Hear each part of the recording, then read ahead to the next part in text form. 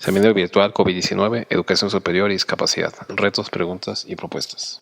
En el marco del proyecto PAPID IA 30-30-20 UNAM, Discapacidad y Universidad, panorama sobre docencia, investigación y gestión de las necesidades de los estudiantes con discapacidad, actores, estrategias, redes y políticas, de la Facultad de Ciencias Políticas y Sociales. Realizado el 2 de julio de 2020.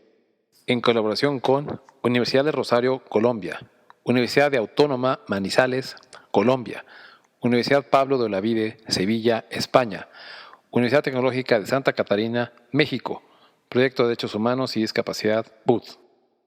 Patricia Brogna, Universidad Nacional Autónoma de México, moderadora. Rocío Estela Molina Béjar, Universidad del Rosario, Colombia, Una acción con sentido, la práctica reflexiva. Juan Vázquez Garrido, Servicio de Atención Funcional, Universidad Pablo de Olavide, España, Atención a estudiantes con diversidad funcional de la UPO ante los cambios sociales y de formación online, redes y acciones para la contención de ansiedad y depresión. María de Lourdes Torres Acosta, Universidad Tecnológica de Santa Catarina, México, Estrategias de la Educación Superior Inclusiva frente al impacto del COVID-19. Matías Santiago Lanís, Universidad Nacional Autónoma de México, el programa de tutoría especializada en tecnologías de asistencia, una forma de hacer más incluyente la educación a distancia.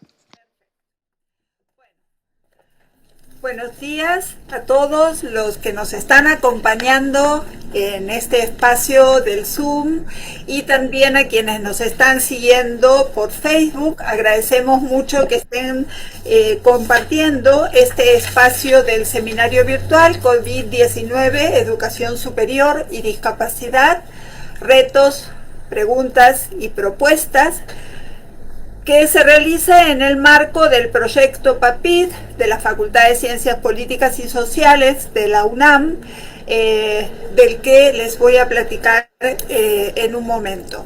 El evento del día de hoy recupera el que no pudimos terminar el día 23 porque desde México, donde lo estábamos emitiendo, hubo un temblor.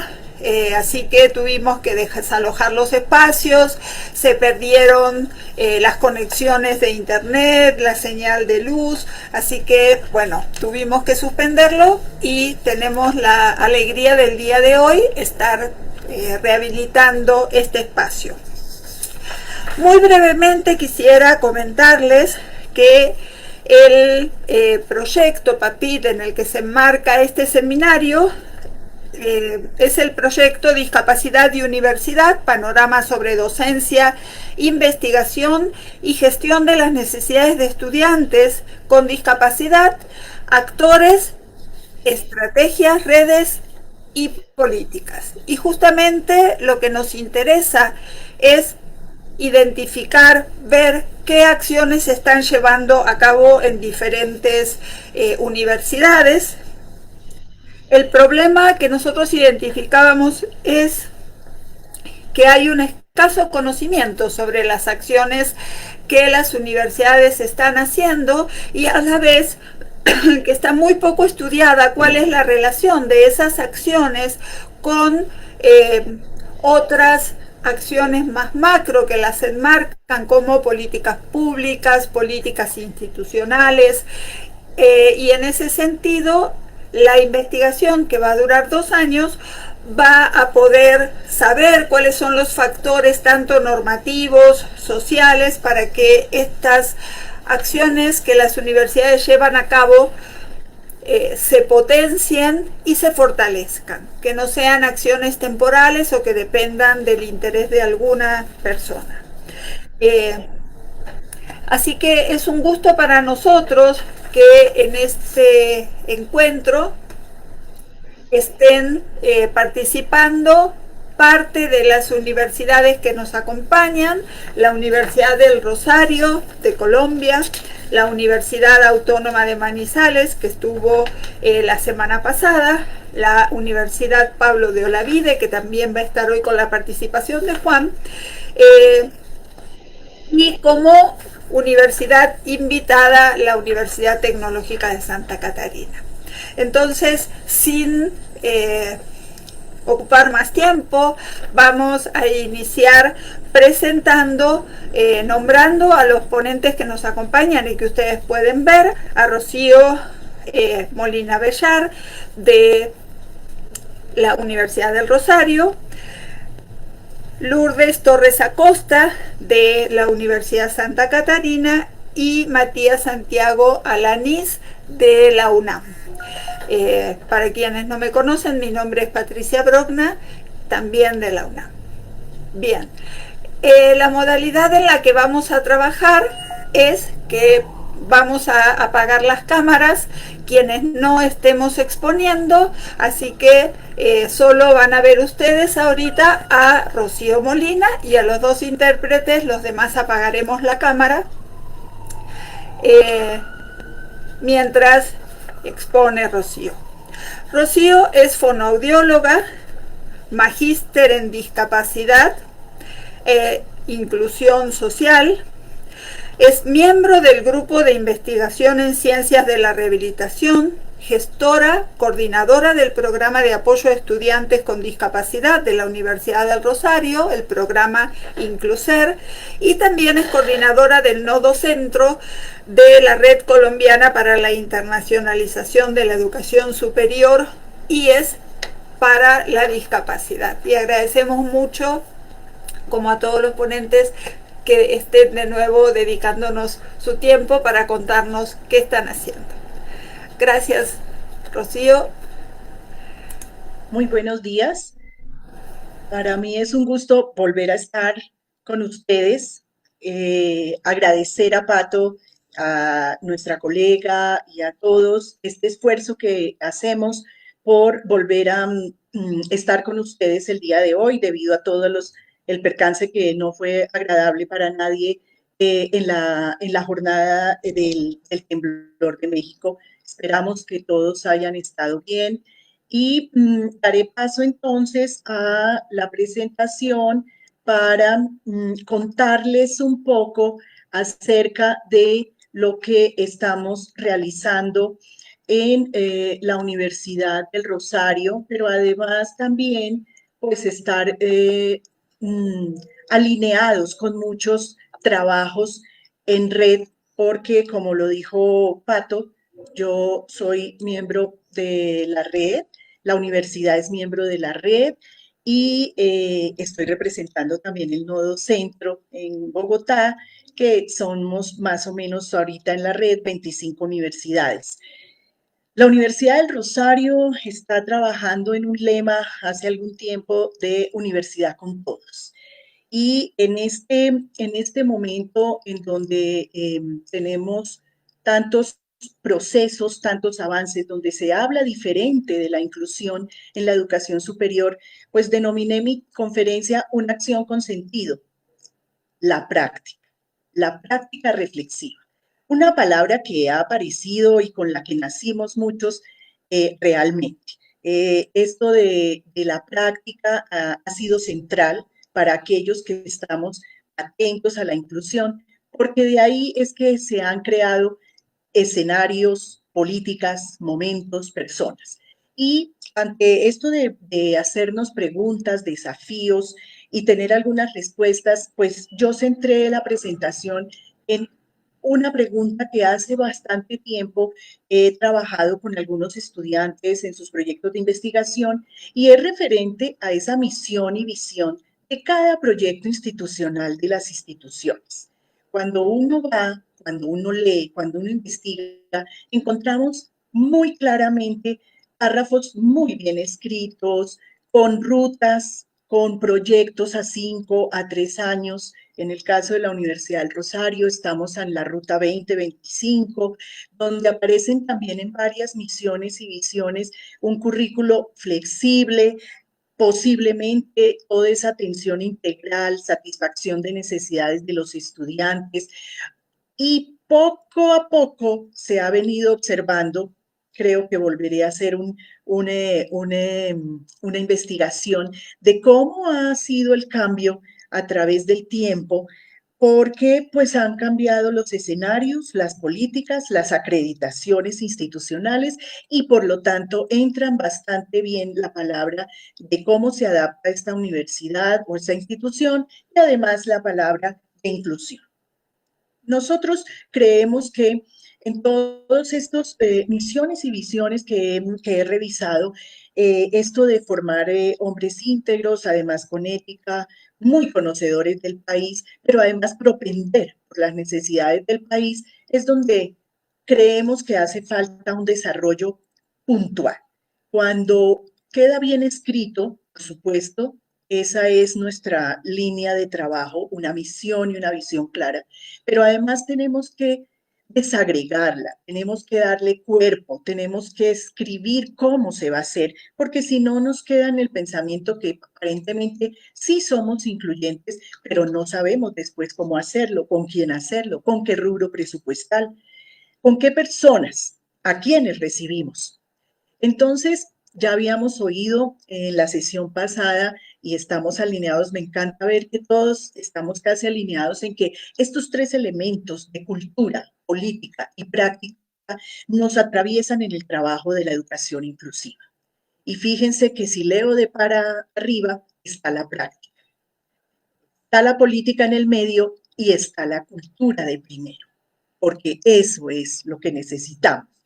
Pero si vuelvo yo a la palabra práctica, como esa expresión compartida de la política referida a comportamientos, a hacer eso propicio de interacción, superando barreras, fíjense que a veces se queda ahí. ¿Es necesaria la política? Se han preguntado y nos hemos preguntado en muchos escenarios, sí.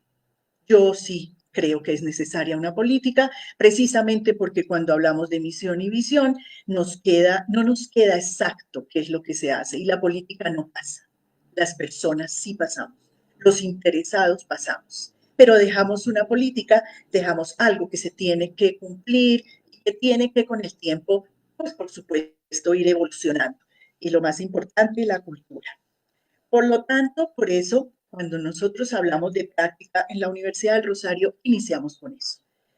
Se crea primero un programa de apoyo, un programa con muchas acciones, un poco diseminadas, se crea desde el 2008 y en el centro se tiene absolutamente al estudiante con ese objetivo de acompañar, también de formar profesores, también de mirar esa línea de accesibilidad con quién se trabaja, qué hacemos con la parte administrativa, qué hacemos con el bienestar del estudiante que acaba de ingresar en igualdad de condiciones.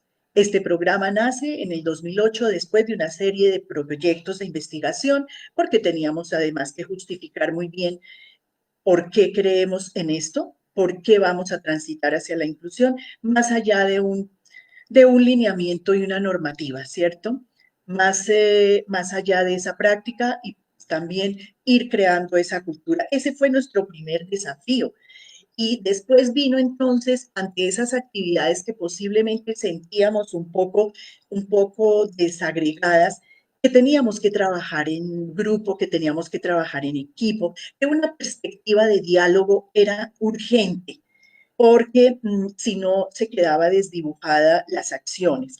Por lo tanto, encuentran ustedes en estos nombres mucho más en negrilla resaltado, aquellas instancias que en este momento son los que están liderando el trabajo y que en el centro, vuelvo y digo que la práctica estuvo presente primero, la tecnología, el trabajo con el Departamento de Comunicaciones, hablar con biblioteca, pero después tuvimos entonces que llamar y tal vez sentarnos todos y decir, bueno, dirección administrativa, necesitamos tecnología, medio universitario, recreación, deporte, todo aquello de la interacción. La vicerrectoría académica en este momento, hace ya unos 3 años, lidera el programa de inclusión, equidad y convivencia. Se crea una dirección de estudiantes que es una sombrilla impresionantemente grande para cobijar la diversidad. No estamos hablando solamente de la discapacidad. Desde esta perspectiva de diálogo hablamos de la diversidad, entra Hábitat, todo el proceso de admisiones para saber quiénes son, dónde están, que necesitan. Y por supuesto las redes. Tejiendo esto en red ha sido un proceso bien interesante, como les dije al principio, una red colombiana de instituciones para la educación superior que ya cumplió más de 10 años y que seguimos trabajando en Colombia por este proceso de inclusión. ¿Cuál fue el otro desafío? Ampliar la cobertura. Si yo hago una perspectiva de diálogo, por supuesto que es para ampliar la cobertura. Ampliar la cobertura no solo en trabajo, no solo en estudiantes, sino en ideas. Por lo tanto, la biblioteca se compromete con los procesos tecnológicos, lo mismo lo de Hábitat en Diseño Universal, todas las facultades en la parte sustantiva nuestra, como es docencia, investigación, extensión. En esta docencia y en lo que ustedes observan de facultades, se tiene un núcleo común con asignaturas obligatorias, con asignaturas selectivas que transitan el núcleo de aprendizaje, como una lengua de señas, como una lectura braille, como tecnología de asistencia, como aquella cátedra de discapacidad y sociedad para poder entender en dónde estamos. También tenemos entonces todo el trabajo desde la dirección de estudiantes para esta mesa de educación, el plan decenal, el índice de inclusión y por supuesto, como había dicho, las redes. Las redes tan importantes, somos miembros fundadores de la red colombiana, pero también de la red interuniversitaria latinoamericana y del Caribe. Y esto definitivamente, después de un tiempo, desde este trabajo colaborativo entramos a tener otros desafíos, a crear rutas para la inclusión y la convivencia. Aquí aparecen digamos que unas 3 rutas muy claras, que es la que veníamos trabajando con estudiantes con discapacidad. La ruta 2, porque entramos en un proceso en donde tenemos que pensar qué pasa con los chicos con discapacidad intelectual y la Universidad del Rosario se compromete iniciando con un proyecto y generando en este momento una ruta que ya les voy a comentar, está dentro de la universidad. Y por supuesto, una ruta muy interesante a raíz de todas esas acciones y todas esas asignaturas selectivas y de núcleo común, en donde el estudiante también se involucra, hace su opción de grado, posiblemente puede ser en Incluser o la hace en la temática de discapacidad y transita una malla que es de inclusión para darle una mención especial cuando él se gradúe. Por lo tanto, vemos aquí que hemos trabajado en un modelo de varias aristas, en donde involucramos a todos los actores de la institución. Como quinto desafío, entonces, tenemos que esas trayectorias de aprendizaje tienen que exponerse de una manera clara. Por lo tanto, cuando nosotros tenemos el proceso de admisión, cuando encontramos además que hay estudiantes que tienen que mirarse para ver dónde es que podemos hacer el ajuste razonable para esa trayectoria, para cambiar la ruta, pero llegar al mismo punto. Tenemos entonces procesos, por supuesto, de conocimiento básico, una mayor complejidad y aquel conocimiento complejo de este estudiante. Y por ello, estas trayectorias van desde lo transversal, como ustedes observan, cosas y asignaturas como la lectoescritura, el razonamiento, el segundo idioma. Otra trayectoria que es integral, todo lo de liderazgo, emprendimiento. Queremos estudiantes de todo tipo y diverso con ese sentido de emprendimiento que los lleva a tener una autonomía y libertad profesional. Y por supuesto, actividades curriculares y extracurriculares. Todo aquello de inclusión, gestión de proyectos que está ahorita en este momento muy a la vanguardia, porque trabajamos sobre casos, sobre proyectos. Muy bien, tenemos entonces también un sexto desafío que se convierte ya y que está en construcción, porque si venimos de pensar en que quiénes entran, cómo aprenden, pues tenemos que crear un modelo. Se llama un modelo de permanencia. Este modelo de permanencia es circular, como ustedes lo ven, está en construcción, tengo que decirlo. Vamos a trabajar unas estrategias de ingreso que ya están bastante consolidadas, pero ojo, El egreso también es responsabilidad nuestra, porque no en vano vamos a transitar 5 años, 4 años con un estudiante para que cuando al salir no tenga cómo tener autonomía y no se le dé trabajo. Por lo tanto, estamos trabajando en este modelo de permanencia que busca identificar los principales riesgos de deserción del estudiante. Fíjense que aquí pueden ser diferentes, no solo la discapacidad, porque la discapacidad, que puede ser ese elemento, está unido aún más y aún más y aún más a una situación socioeconómica, a un entorno familiar, y aquello se nos vuelve un proceso de barreras que los tendríamos que trabajar para que se vuelvan facilitadores en esa permanencia con calidad del estudiante. Fíjense que entonces este modelo circular en donde estamos haciendo todo ese análisis, es muy posible que vayamos a consolidar en este año, pero centrado y escrito, como dije al principio, en una política. ¿Quién va a estar a cargo de las estrategias académicas? Pensamos que todos. Estamos haciendo formación, no pensamos que haya profesores inclusivos y profesores no inclusivos. Necesitamos que todos estemos en el mismo camino, en la misma línea, en el mismo pensamiento. En ese profesor que si alguna vez dijo, ¿qué hago con este estudiante? Ya no lo piense de esa manera. Sepa que él tiene un reto y es un reto pedagógico. Es un reto que le sirve absolutamente a todo su grupo, no al único que está sentado con él en su clase. Entonces, fíjense que este modelo de permanencia en donde hablamos de estas estrategias, incluso aparecen las de financiación, porque definitivamente esto de pensar en la inclusión y de pensar en cómo transita el estudiante es para que permanezca. No es simplemente para abrir las puertas, no es simplemente como han respondido algunas instituciones, sí, esta universidad recibe estudiantes con discapacidad. Bueno, ¿y qué hace? ¿Cómo lo evalúa posiblemente en su clase? ¿Tiene establecido un mayor tiempo para ese examen? ¿Qué es eso de que yo recibo estudiantes y contestan también acerca de la accesibilidad desde la movilidad? Es interesante pensar que hay gente que cree que hablar de inclusión es poner rampas a veces y colocar un ascensor. Y ya vimos esos elementos tan amplios con los que inicié y con los que todas las universidades en este momento nos alineamos, de cultura y de política, pero también de práctica. Por lo tanto, creo que esto de escribirlo y demostrarlo tiene que, por supuesto, en mi sexto desafío, la política.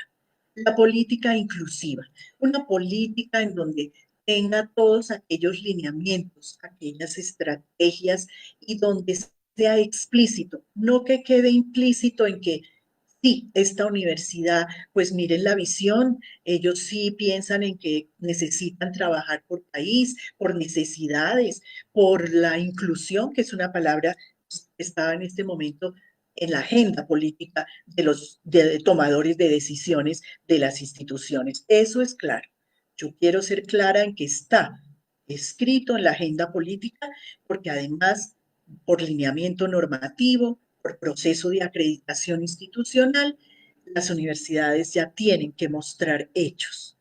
Y esta política tiene que estar muy bien desarrollada, muy bien explicada, y aquí pues incluiremos, por eso aparece en proceso. Yo espero en una próxima reunión poder decir que ya está, no en proceso, sino está firmada, aprobada, y que toda la comunidad académica de mi universidad estará atenta a lo que se dice en esa política, así como está la política de becas, así como está la política para proyectos de investigación, para becas, para muchísimas cosas. La política incluirá un elemento, un acuerdo que hable de la inclusión. Entonces, posiblemente también de pregrado y, perdón, de posgrado, porque tenemos estudiantes con discapacidad acudiendo a las aulas y a las facultades para hacer sus estudios posgraduales. Por lo tanto, estos son dos elementos muy importantes. Y el séptimo desafío, les comento que fue este programa de transición a la vida adulta.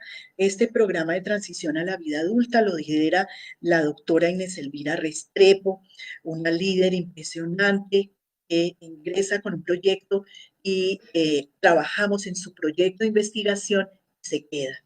Se queda porque vemos que no podemos seguir diciendo que hacemos algo y de pronto no lo cumplimos. Entonces, en ese momento, la universidad escribe también un documento, se hace un convenio, ellos están en la Universidad del Rosario, tienen sus salones, tienen sus profesores, interactúan con población de las otras facultades y de algunas clases. Sus prácticas son en los escenarios de biblioteca, de cafetería, de museo, de archivo histórico, de secretaría. Ellos tienen 4 semestres para transitar a la vida adulta y se les certifica desde la Universidad del Rosario. Por lo tanto, ha sido un proyecto bien interesante y tiene muchísimos aliados también, como vemos ahí, Best Buddies, tenemos colegios y han hecho un emprendimiento. Tienen una huerta y trabajan aquellos productos no perecederos. Bien, entonces ya vamos cerrando para decir que quiénes somos actualmente. Tenemos entonces otra vez en nuestro centro la palabra prácticas. Es muy importante, pero una práctica bien realizada, bien desarrollada, una práctica que habla del ingreso con esas estrategias de vinculación, habla de las trayectorias, de esos aprendizajes de los estudiantes para poder mirar esas competencias individuales. Todos no pueden estar en el mismo saco en ese aprendizaje. Habla de permanencia y graduación. Por supuesto, una universidad concebida como un modelo holístico donde los estudiantes van a encontrar esas estrategias para permanecer y graduarse. Por lo tanto, ese cuarto momento pues nos habla de ese entorno diverso y plural. Eso es lo que hemos descubierto en este ciclo que vuelve y se presenta de manera circular, porque es la única manera en la que encontramos que todos unidos podemos. Voy a cerrar entonces diciendo que esta punta del iceberg en la práctica reflexiva, a mí me gusta muchísimo mostrarla, porque si hemos visto iceberg, ¿qué hemos visto de ellos? Una punta, ¿cierto? Nunca vemos el fondo. Difícilmente sale ese iceberg totalmente. Y podemos decir que entre lo que vemos nosotros en esa punta del iceberg ha sido prácticas. Y en este momento el tiempo nos ha mostrado que las prácticas inclusivas han hecho la posibilidad de llevar a la participación, que es también lo que se ve en las instituciones. Estas prácticas con ajustes, con adaptaciones, con formación de personal, que ha llevado a la participación del estudiante, porque hemos trabajado esa accesibilidad desde los elementos que sabemos que son la señalética, la movilidad y la comunicación. Hemos tenido tecnología, hemos avanzado en esto de la recreación, el deporte, y no hemos visto, está saliendo, esta punta del iceberg tiene que ser diferente en las próximas reuniones, tiene que estar arriba la política, tiene que verse, tiene que practicarse, tiene que implementarse, porque eso nos lleva a la autodeterminación del estudiante con discapacidad. Eso es lo que nos va a dar. Pero ojo, esta política firmada sin cultura no nos sirve. La peleé mucho tiempo en la universidad, pero después reflexioné, hice una reflexión de la práctica y dije, pues un decreto sin que haya cultura no nos va a servir tampoco. Sin esos valores y sin esas actitudes, no queremos profesores que digan qué hago con este personaje ciego. ¿Qué hace aquí ese estudiante? ¿Por qué sucede? Déjenme decirles qué sucede. No queremos esa cultura. Una política obligatoria posiblemente nos ayuda, pero necesitamos que vaya y transite a algo que es acogida, que es equidad, que es convivencia, una cultura en esos valores, porque obligado, pues es complicado. Cierro entonces con decir que en esto estamos, en una práctica, en una propuesta de práctica reflexiva, donde transversalmente la política sea de equidad y convivencia, y donde todo esto que hemos dicho de estrategias, toma de decisiones, ajustes para un impacto, se convierta en una realidad dinámica. Muy bien decía nuestro libertador aquí en Colombia, el primer bien es la vida, pero el segundo es el modo de vivir. Y creo que todos nosotros tenemos un compromiso en ese modo de vivir. Muchísimas gracias.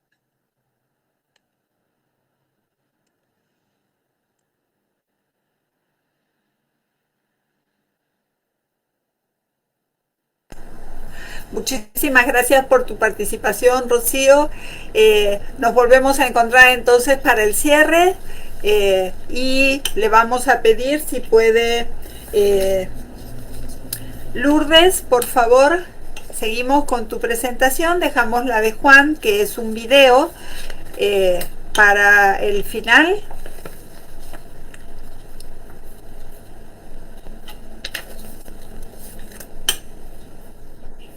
Muy bien, Pato, como tú nos indicas. Bien, sí, dejamos para el final el video de Juan y entonces presento a Lourdes Torres Acosta, a quien muchos de ustedes ya deben conocer. La maestra Torres Acosta es gestora de proyectos de inclusión para personas con discapacidad, egresada de la Universidad Tecnológica de Santa Catarina. Desde el año 2012 es coordinadora e impulsora del programa de educación superior inclusiva para personas con discapacidad, que es un programa que ha sido reconocido a nivel internacional como un programa de apoyo integral no asistencialista de educación inclusiva para estudiantes con discapacidad de nivel superior, ubicado en Santa Catarina, Nuevo León, México.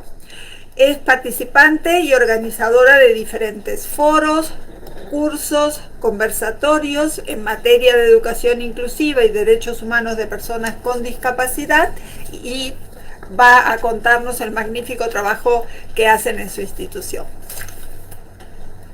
Muchas gracias, Pato, muy amable. Si nos apoyan por ahí, por favor, con la presentación, les vamos a agradecer muchísimo. Sí, déjame salir.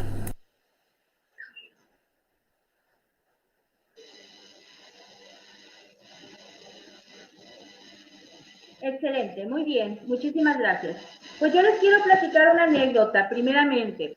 En el año 2017, una joven con parálisis cerebral de profesión psicopedagoga contestó una pregunta que le hizo un sorprendido taxista cuando se enteró que había abordado el taxi para ir a su trabajo y la observó en la condición de discapacidad que ella se encontraba. Y le dijo, ah, vaya, ¿tú trabajas? ¿En qué trabajas? Y ella le contestó algo muy interesante que hoy vale la pena reflexionar. Me gustaría que me apoyaran con la siguiente diapositiva, por favor. Ella le dijo, trabajo pensando en formas para que otros puedan hacer. Constancia Orbaiz es esta joven quien luego explicó en una conferencia que al principio, cuando ella se enteró que tenía discapacidad, nadie sabía qué iba a poder hacer o qué no iba a poder hacer. Pero lo que sí era seguro que de poder hacer algo iba a ser distinto a lo que hacían los demás. Dijo también que muchos docentes no sabían qué hacer con ella, no estaban preparados. Y dijo, nadie está preparado. La discapacidad no te manda un WhatsApp y te dice, prepárate, llego en 5. ¿Por qué quise citar hoy la anécdota de esta joven? Porque justo nos ha pasado esto con el COVID-19. Nadie estaba preparado, nadie nos avisó con tiempo que así, de un día para otro, dejaríamos de ir a nuestras actividades cotidianas para estar confinados en nuestro hogar y que todos los quehaceres laborales o educativos los tendríamos que hacer desde aquí, desde casa. En marzo de este año, de pronto la universidad cerró sus puertas. Y en abril, a través de un nuevo Acuerdo Educativo 2020 de ANUE, si me apoya por favor ahí con la presentación en la siguiente diapositiva. No sé si ya aparezca.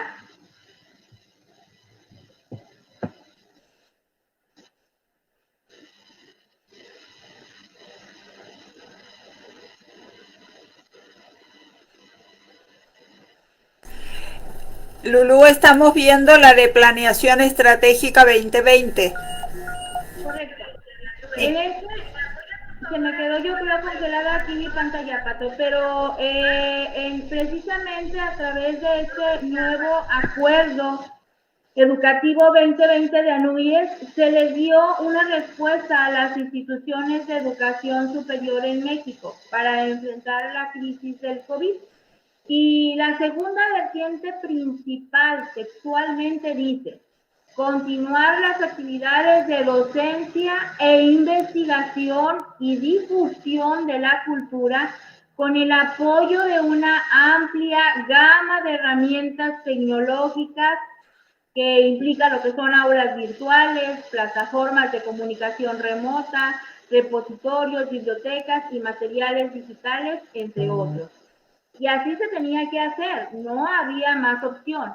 La pandemia estaba afectando gravemente la educación como muchos sectores más y dejó expuestas fuertes deficiencias, como la ausencia de una capacitación docente adecuada para incorporar las tecnologías de la información a la experiencia pedagógica, o también la precaria adaptación digital para la enseñanza en línea de los materiales didácticos que solo se usaban de forma presencial en las diversas asignaturas y que no contábamos con políticas también que garantizaran, por ejemplo, el acceso a Internet y dispositivos con fines educativos para los estudiantes en el país. Por ejemplo, la encuesta sobre disponibilidad y uso de tecnologías de información que realizó el INEGI en el 2019 reveló que cerca del 40% de la población escolar en educación superior carece del servicio de Internet y dispositivos funcionales en casa con fines educativos. En resumen, si me pueden apoyar con la siguiente diapositiva, estamos identificando cuatro retos que son las escasas competencias de los estudiantes o docentes en materia digital o virtual, los recursos limitados o ausentes como el Internet y lo que son todos los medios de conectividad, la falta o poca conectividad por la escasez de dispositivos dentro del hogar, cuando se tienen por ahí a veces varios miembros de la familia que se tienen que conectar y solo tienen una computadora o un teléfono inteligente, y todos los desafíos que presenta cambiar el sistema pedagógico de presencial a virtual. Ahí están identificados esos retos. Pero ahora pensemos en nuestros estudiantes con discapacidad. Las pocas instituciones de educación superior que apenas estábamos logrando ya un avance significativo en la educación inclusiva, pues por supuesto era a través de diversas acciones, pero implementadas todas en formato presencial.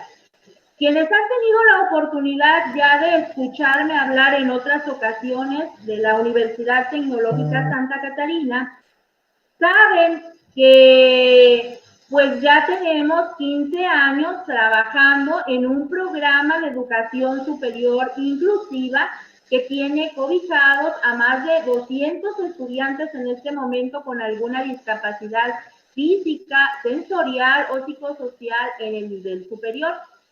Y está funcionando porque se ha logrado un gran avance, por ejemplo, en la infraestructura accesible. Allí en la siguiente diapositiva pueden observar algunos de estos apoyos con los que cuenta la Universidad Tecnológica como son las instalaciones de nuestra institución, y que precisamente se puede observar ahí pues la infraestructura accesible, el personal capacitado, ahí esa diapositiva, Pato, gracias. El personal capacitado como los intérpretes de lengua de señas mexicana, el equipamiento adecuado para lograr que estos jóvenes tuvieran acceso a la educación superior.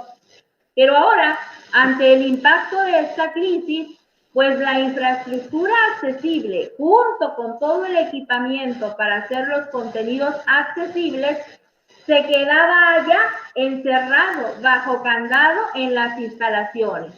Y el personal capacitado, pues estaba, ¿dónde? En su casa.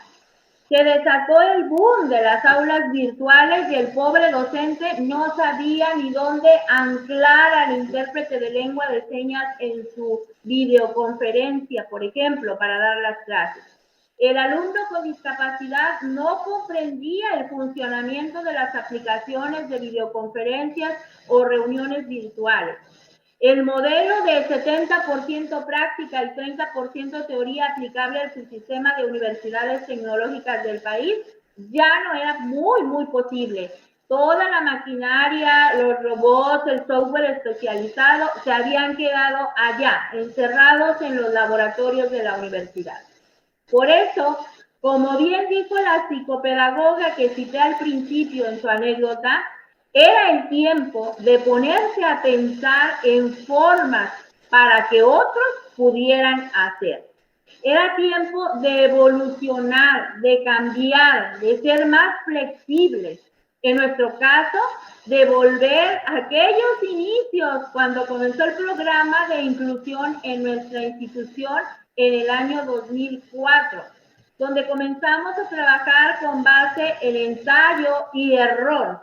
Y aunque aún después de 2 meses de crisis, ya casi 3, es difícil prever el panorama futuro y el impacto final que pueda tener el cambio de modalidad de enseñanza-aprendizaje a mediano y a largo plazo, estamos convencidos de que ser más flexibles y continuar trabajando por la educación inclusiva es bastante significativo para garantizar el derecho a la educación de las personas con discapacidad. Por eso hoy quiero compartirles algunas de las estrategias que hemos implementado ante esta crisis en la Universidad Tecnológica Santa Catarina, que aunque estamos conscientes que tal vez no resulten aplicables al 100% de todas las instituciones de educación superior que tienen una matrícula muy por encima de la que tenemos nosotros actualmente, tal vez con ajustes razonables les pueda servir de idea para lograr una educación más inclusiva. Y recordar sobre todo que con voluntad y una buena actitud de un buen equipo de trabajo, muchas cosas son posibles. En nuestro caso, por ejemplo, trabajamos por periodos cuatrimestrales. Así que la pandemia nos tocó ya a finales del primer cuatrimestre del año. Esto nos permitió un respiro porque ya estábamos, como quien dice, en la recta final del periodo. Ya se tenía gran parte del periodo trabajando de manera presencial y así solo se pensó en cómo evaluar a nuestros alumnos. Afortunadamente la universidad ya contaba con un formato en línea para la evaluación, formas de revisar proyectos finales o trabajos a través de correos, redes sociales, etcétera. Y se logró satisfactoriamente el cierre del periodo. Lo interesante vino después, cuando al inicio del segundo periodo cuatrimestral, en mayo de este año, todo el proceso de enseñanza-aprendizaje ahora sería en línea, sería de forma virtual. Por eso, la primera acción, si me apoyan ahí con la siguiente diapositiva, por favor. La primera acción para enfrentar el impacto de esta pandemia en la educación superior inclusiva fue, por supuesto, recabar información. Toda la información posible. Sabemos que no se pueden generar estrategias si no conocemos a qué nos enfrentamos o qué necesidades específicas tenemos. Por eso, documentarnos bien, conocer sobre todo ante el cambio de modalidad los mayores detalles posibles fue imprescindible. ¿Y dónde íbamos a obtener esta información? Pues con los actores principales. ¿Quiénes eran estos actores principales? Nuestros propios alumnos con discapacidad, nuestros docentes y el personal de apoyo a la inclusión educativa que labora en nuestra universidad, y por supuesto, quienes ahora han resultado durante esta pandemia los principales apoyos en el hogar, los padres y los familiares cercanos de los estudiantes con discapacidad. Por eso, inmediatamente en el Departamento de Inclusión de la UT se conformó una comisión para sondear las necesidades. Se realizó una encuesta a cada estudiante con discapacidad a través de llamadas telefónicas, a través de mensajes o de redes sociales para determinar primeramente cuál era la situación con respecto a su conectividad, si contaban con acceso a internet o con dispositivos funcionales para poder conectarse a las clases que ahora iban a hacer en línea y entregar sus actividades en tiempo y forma. Esta encuesta se logró realizar en 2 días de mucho trabajo, pero dejó al descubierto mucha carencia al respecto, lo cual ya no era novedad. O situaciones, como comentaba, en que varios miembros de la familia contaban con educación en diversos niveles y entonces se conectaban con el mismo dispositivo y coincidían en el horario de clases. Había otros casos, por ejemplo, que ni siquiera contaban con un celular inteligente que tuviera, por ejemplo, que fuera funcional, que tuviera una buena memoria o un buen video para poderse conectar. Pero bueno, lo importante es que ya se tenía la información. Ahí, por ejemplo, en la diapositiva podemos ver los parámetros que estuvimos analizando con esta encuesta, los resultados y, por supuesto, también cómo estuvimos recabando información a través de WhatsApp, de diferentes redes con los docentes. Los docentes nos apoyaron muchísimo para saber cuáles eran las necesidades que se estaban presentando en ese momento con nuestros estudiantes con discapacidad. Nuestro personal de apoyo, como los intérpretes de lengua de señas, el equipo de psicopedagogía, entre otros, pues nos retroalimentó de todo lo que se estaba enfrentando dentro de las aulas, cuáles eran los principales retos que ellos estaban sorteando. Ya en la primera y segunda semana de clases logramos tener un panorama general de los aspectos más recurrentes que estaban impidiendo la educación inclusiva en las aulas virtuales. Y por último, nos importaba mucho también la opinión de la familia cercana. A veces, bueno, no es un secreto que en la educación de las personas con discapacidad, pues los papás a veces no saben cómo hacer, tienen dudas, y a veces utilizan la institución educativa como un desfogo. Van y dejan a los estudiantes ahí y pues no saben qué pasa dentro de las aulas presenciales. Pero ahora que estaban enfrentándose a las aulas virtuales, ni siquiera conocían cómo era el proceso de enseñanza-aprendizaje inclusivo, y con muchos padres tuvieron que aprender. Bueno, ya con la información, ahora nos faltaba saber cómo hacer. Entonces, por eso, la segunda estrategia, si me apoyan con la siguiente diapositiva, por favor, fue la capacitación. No es tampoco un secreto que a tanto estudiantes como docentes, pues nos falta por ahí la habilidades en estas áreas digitales. Entonces, la capacitación aquí en la UT Santa Catarina tuvo que ser express, por decirlo así. Algunos ni siquiera habían usado esas herramientas, y aún con los docentes que eran expertos en tecnologías, como las carreras de tecnologías de la información y demás, y que se les facilitaba comprender más estas plataformas, aún se estaban enfrentando un reto porque la forma de trabajar era diferente.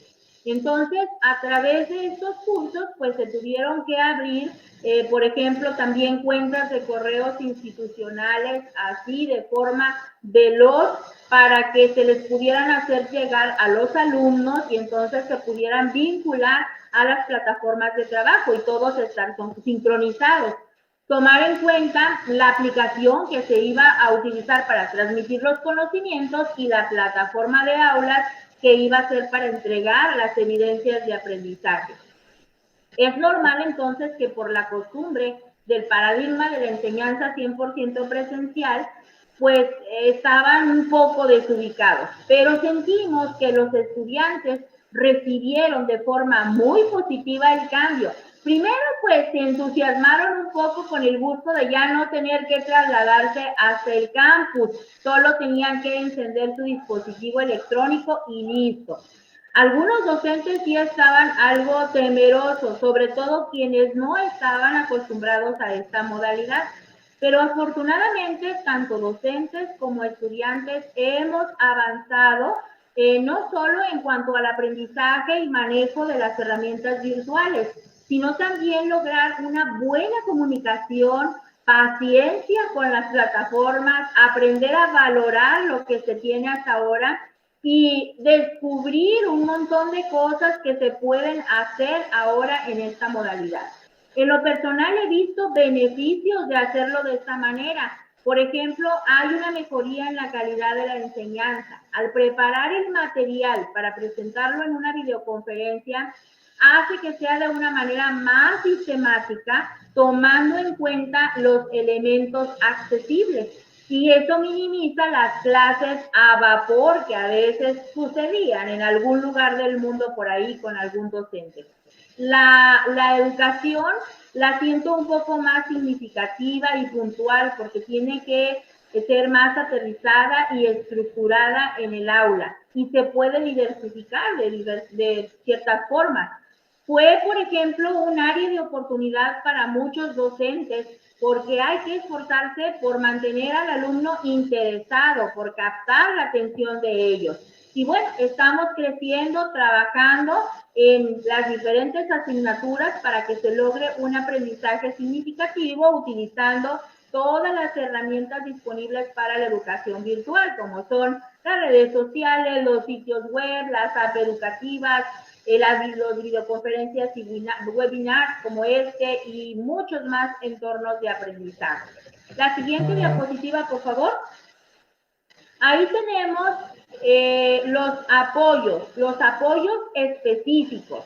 En cuanto a los materiales accesibles, se tuvo que poner manos a la obra. Se comenzó a trabajar en tutoriales accesibles, como videos también de lengua de señas, videos paso a paso para los alumnos que les indicaran cómo subir tareas, cómo conectarse, documentos específicos para docentes que se compartieron a través de la dirección académica de nuestra institución para hacer presentaciones y material académico accesible para exposición virtual.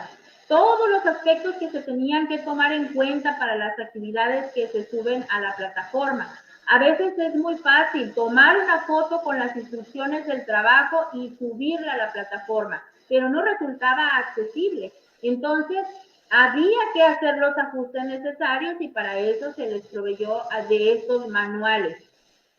También se hizo hincapié o énfasis en tener mucho cuidado con el peso del material que se sube, comprimirle lo más posible al alumno para evitar el consumo innecesario de datos de aquellos que no tienen una conexión ilimitada al servicio de Internet. Y pues la realidad es que sigue siendo un reto. Sí consideramos que incluso muchos dispositivos tienen un espacio de almacenamiento limitado entre muchas cosas y entonces ahí hay un importante desafío.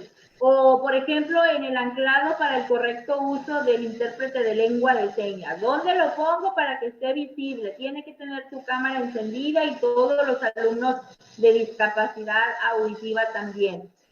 Los alumnos dentro de la plataforma que a veces se encontraban desubicados, pues con estos tutoriales que estaban disponibles ahí para consulta rápida, se podían ir paso a paso para entregar sus actividades o conectarse a las plataformas.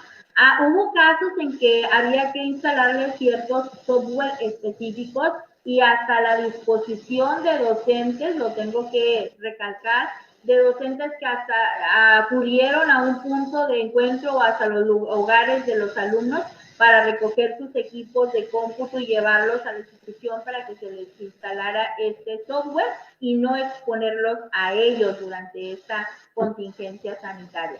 El equipo de Tiflotecnología nos apoyó también muchísimo para estar al pendiente. Había evaluaciones que no resultaban accesibles porque todo se tuvo que subir rapidísimo y entonces pues hablarle por teléfono al alumno, leerle el examen, teclear la actividad para poderla transcribir y hacerla accesible con el lector de pantalla, entre muchas cosas. Por ejemplo, se hizo un tutorial para poder que ellos, los alumnos ciegos, utilizaran una aplicación que se llama Be My Eyes, donde conecta a personas ciegas con voluntarios para leer algún documento que no es accesible. En muchos casos, pues se requiere de esa asistencia telefónica específica. Hubo otros casos también de jóvenes con discapacidad psicosocial, donde tenía que requerir el apoyo del psicólogo vía telefónica, porque se comenzaron a estresar con el confinamiento, con el que no lograban conectarse, eran propensos a las crisis de ansiedad propias de su discapacidad y los padres llamaban con confianza para atender la situación. Se canalizaba de inmediato para una respuesta en el momento y que los psicólogos pudieran apoyarnos en este aspecto. Aún así, pues no es novedad. A todos nos ha afectado el encierro y los estudiantes con discapacidad no han sido la excepción. Estamos conscientes de los más altos niveles de deserción que se pudieran presentar en estos meses. Por ello intentamos prever un poco. ¿Cómo? Monitoreando el desempeño académico y conectividad de los estudiantes. Revisamos sus estados de avance académico, con cuáles asignaturas ya cumplieron, con cuáles se les está dificultando, para poderles proporcionar la ayuda de manera oportuna antes que se vean presionados en tiempo por el cierre de las actividades. Todo es un trabajo en equipo. Hay que trabajar a veces mucho la parte emocional, la parte motivacional, para que se hagan diversas estrategias para métodos de estímulo al estudiante. No solo ellos están pasando por la crisis de la educación virtual, no, también en el entorno familiar, económico, social y mucho más, está impactando tremendamente en todos.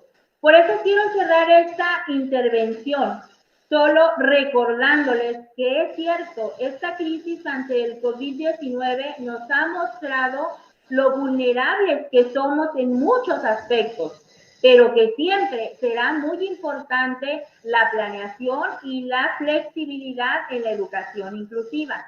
A quienes sean docentes les ayudará más a valorar el esfuerzo de los estudiantes con discapacidad, a ser más conscientes de sus necesidades tanto académicas como emocionales. Hay que involucrarnos más en el conocimiento también de las tecnologías de accesibilidad para lograr clases y presentaciones más accesibles, pero a todo el público estudiantil, no solo a las personas con discapacidad. Incluso a lo mejor hacer recomendaciones o retroalimentación a las casas de software, como bien decía Pato hace unos minutos, sobre las áreas de oportunidad en sus programas de videoconferencia o de hablas virtuales. Se desconocía cómo hacer muchas cosas y en general la situación pues se puso complicada. Pero si recordamos bien la etimología de la palabra discapacidad, muchos estábamos en situación o estamos en situación de discapacidad con respecto a esta pandemia que vivimos. Pero tenemos la oportunidad de lograr más cosas, de seguir eliminando barreras que se presentarán no solo en esta crisis, sino en toda la lucha que tenemos por defender el derecho a la educación de las personas con discapacidad. Por eso, saquemos lo positivo. Esto quizás nos haga más disponibles con una mejor actitud para recordar que cualquier acción, por pequeña que sea en la educación inclusiva, tiene un gran impacto para un solo estudiante con discapacidad. Muchísimas gracias. Bien, muchísimas gracias, Luli. Excelente el análisis que has hecho. He apuntado muchas cosas porque has dado como muchos tips de cuestiones que hay que empezar a incorporar, ¿no? En esta idea, como se menciona en la UNAM, de una educación híbrida. Bien, muchísimas gracias. Entonces, invitamos ahorita a Matías Santiago Alanís a que se sume con nosotros, por favor.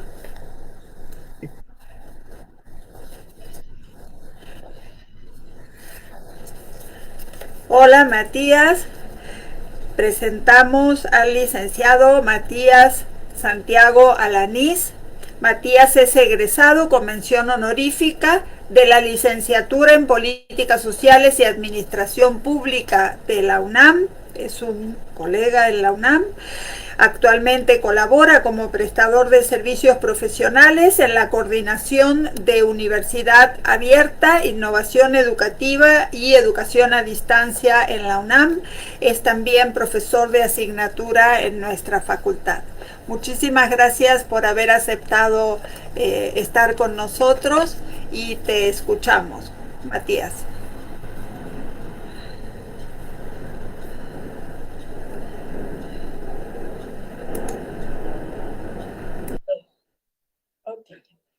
Group click. Group click. Antes de comenzar, quiero agradecer a las organizadoras del presente seminario por otorgarme este espacio. Grupo 1, clic. Doble clic. Grupo 1, Grupo 2, Grupo 3, minimizar. Opciones del pack inicio. Mi lenguaje oral es difícil de entender. Grupo 1, clic. Doble clic.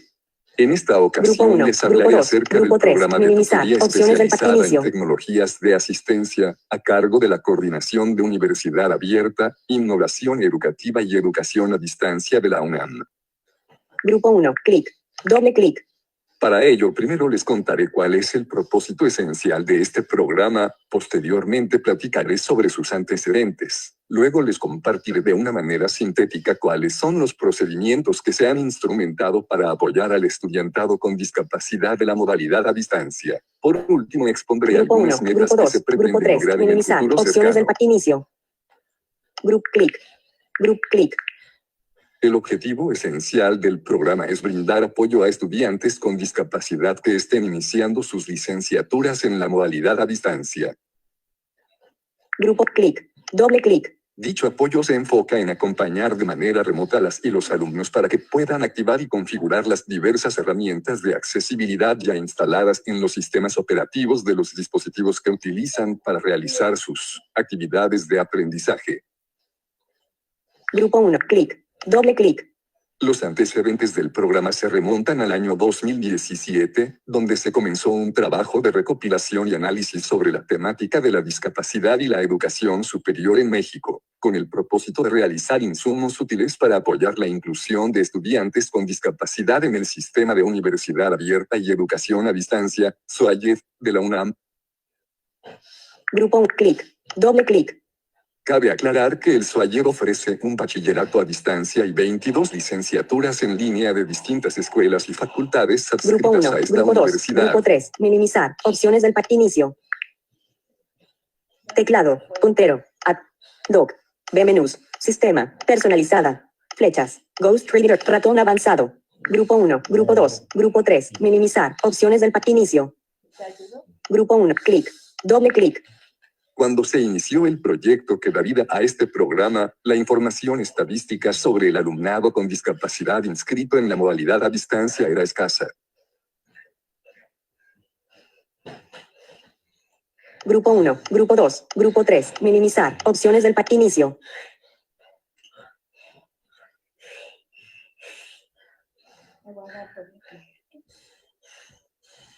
Como apoyo para conocer a dicha población, se diseñó un cuestionario basado en las recomendaciones del Grupo de Washington sobre estadísticas de la discapacidad. Este cuestionario actualmente es aplicado a la totalidad de aspirantes que toman el curso propedéutico de ingreso al SUAYED. Grupo 1, clic. Doble clic.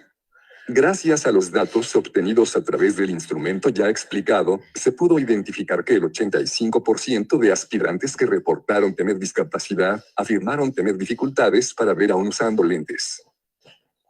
Grupo 1, clic. Doble clic. También referían no utilizar ninguna herramienta de accesibilidad para manejar mejor sus dispositivos con los que accedían a Internet. Grupo clic. Doble clic. Arrastrar y salir. Grupo clic. Doble clic. Arrastrar y salir. Grupo 1. Grupo 2. Grupo 3. Minimizar. Opciones del inicio. Tomando en cuenta lo anterior, junto al hecho de que hoy en día todos los sistemas operativos cuentan con herramientas o funciones de accesibilidad ya instaladas, Grupo clic. Doble clic.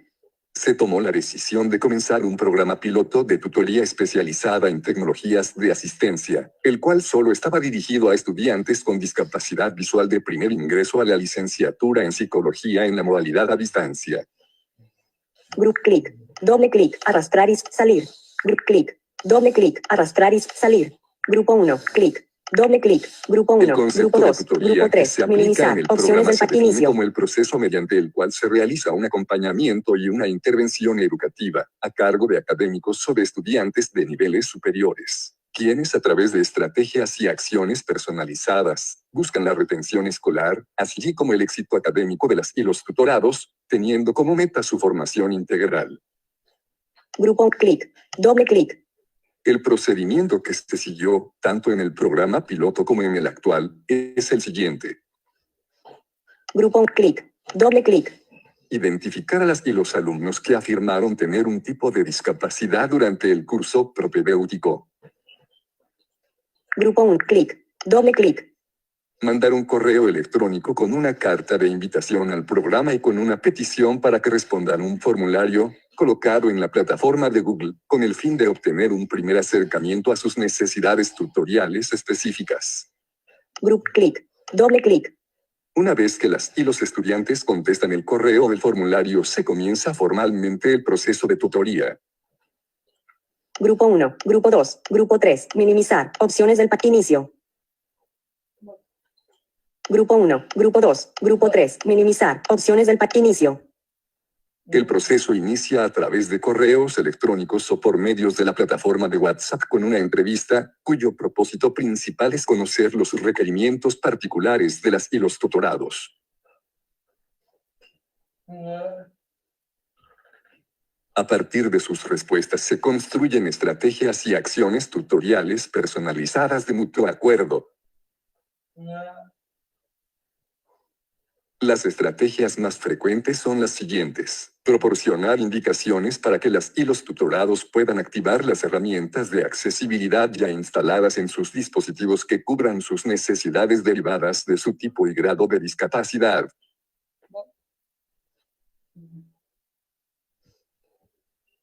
Dar un seguimiento periódico, generalmente semanal, buscando que las y los tutorados se sientan acompañados en su proceso de aprendizaje y con la confianza suficiente para solicitar un apoyo que contribuya a su buen desempeño académico.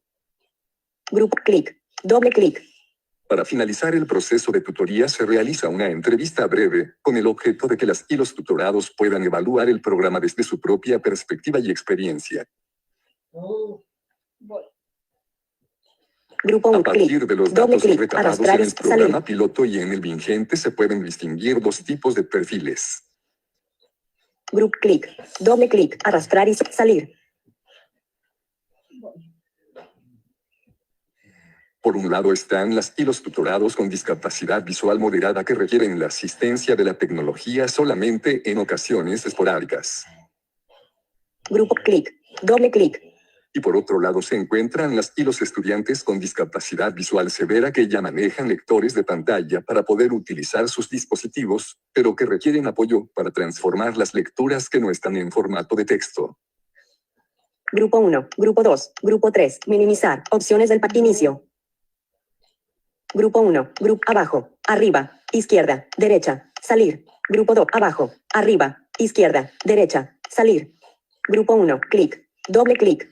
Ambos perfiles reportan que el acompañamiento periódico les ha sido útil, particularmente en el área de la motivación para continuar con sus estudios. Grupo clic. Doble clic. Arrastrar y salir. Grupo 1. Grupo 2. Grupo 3. Minimizar. Opciones del inicio.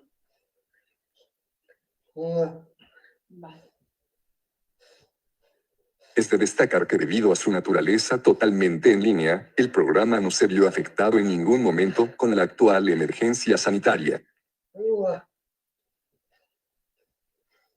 Por lo aquí expuesto, es indispensable que el programa se consolide dentro de la coordinación de Universidad Abierta, Innovación Educativa y Educación a Distancia con el fin de que las y los estudiantes con discapacidad cuenten con un espacio especializado que pueda satisfacer sus necesidades educativas específicas. Además, se necesita que el programa edifique alianzas con dependencias de la UNAM dedicadas a atender aspectos relacionados a la temática de la discapacidad, con el objeto de que los requerimientos de las y los tutorados sean cubiertos adecuadamente. También se pretende elaborar un curso en línea para formar a las y los alumnos de la modalidad a distancia interesados en proporcionar tutoría especializada a sus pares con discapacidad de primer ingreso. Como pudieron apreciar, el programa de tutoría especializada en tecnologías de asistencia fue ideado e instrumentado a partir de los requerimientos detectados en el estudiantado con discapacidad de la modalidad a distancia. Por lo anterior, puede ser una herramienta eficaz para la retención escolar del alumnado con discapacidad de primer ingreso. Debido a ello, el programa puede ser retomado y mejorado por otras universidades para atender las necesidades de su estudiantado que tenga discapacidad o alguna otra condición de vulnerabilidad. Agradezco su atención.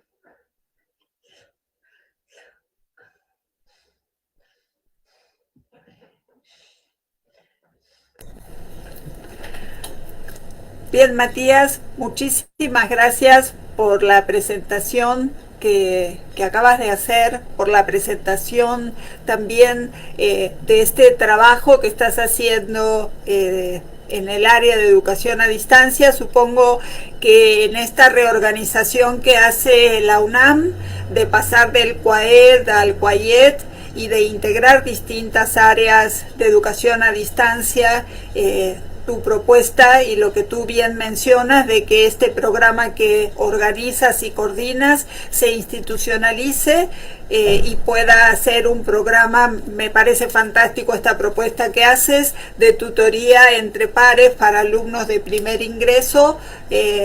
Esperamos que la UNAM lo tome y, como tú dices, se fortalezca con el enlace con otras instancias de la UNAM y fuera también. Muchísimas gracias. Volvemos, luego pasamos ahora el video de Juan y volvemos luego con los ponentes para las preguntas. Les vamos a pedir a las personas que nos acompañan, antes de pasar el video de Juan, un segundito por favor, a las personas que nos acompañan por Face, que las preguntas las hagan en mayúsculas, poniendo para quién es la pregunta, por favor, y algún correo o algún contacto, por si no llegan a responderse todas ahorita, que los ponentes se puedan luego contactar para iniciar el diálogo que quizás no va a dar este espacio, ¿verdad? Bien, antes de pasar el video, Juan estuvo el 23 con nosotros, pero el día de hoy no podía, entonces su presentación la mandó grabada.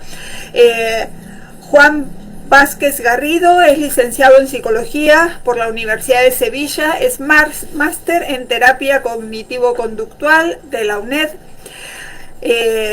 ha hecho cursos de desarrollo profesional en Psicología Clínica y Educación, trabajado como orientador en varias instituciones de secundaria de Andalucía y desde el año 2006 como técnico de la Universidad Pablo Olavide de Sevilla. Bien, ahora sí agradeceré si pueden pasar su video.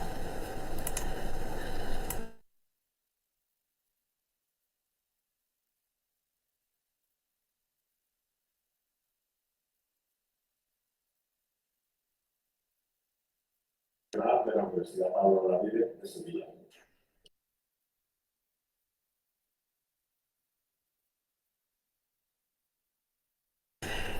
Perdón, no se escucha el audio.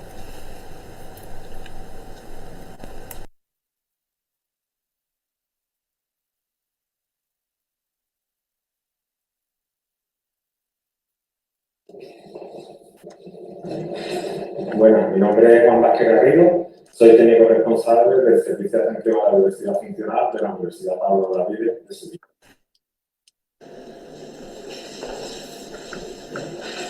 Bueno, mi nombre es Juan Vázquez Garrido, soy técnico responsable del Servicio de Atención a la Diversidad Funcional de la Universidad Pablo Olavide de Sevilla.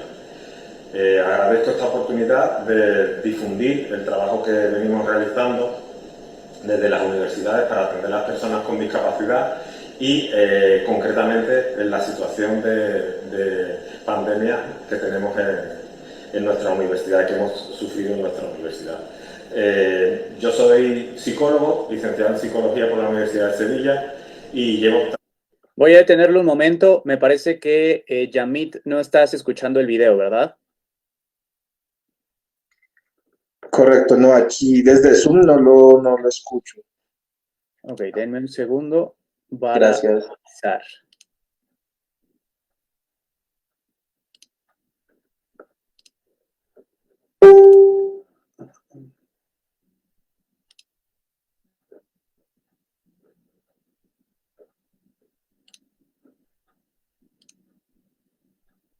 Trabajando en este servicio desde el 2006 en la Universidad Pablo Olavide. Me gustaría centrar mi ponencia en el trabajo que se ha realizado y también desde un contexto de la situación de España, Europa y nuestra pequeña universidad. Nuestra universidad es joven, actualmente en este curso 2019-2020 diferenciamos entre personas con discapacidad y personas sin el certificado de discapacidad. Este certificado lo obtienen por la valoración que se hace en los servicios sociales y tiene una serie de discriminaciones positivas, ¿vale? En este sentido tenemos 100 personas atendidas en el servicio dentro de grado y posgrado. Aparte de estas 100 personas, pues tenemos 34 personas que tienen algún tipo de dificultad de aprendizaje o otras deficiencias que le ocasionan un déficit y que le afecta a sus estudios, pero que no tienen este certificado de discapacidad en la actualidad. También los atendemos a estas personas. ¿Vale? El contexto que quería explicarles se centra sobre todo en la situación de confinamiento y en el paso por las diferentes fases y en el trabajo realizado en estas fases en apoyo a los estudiantes con discapacidad.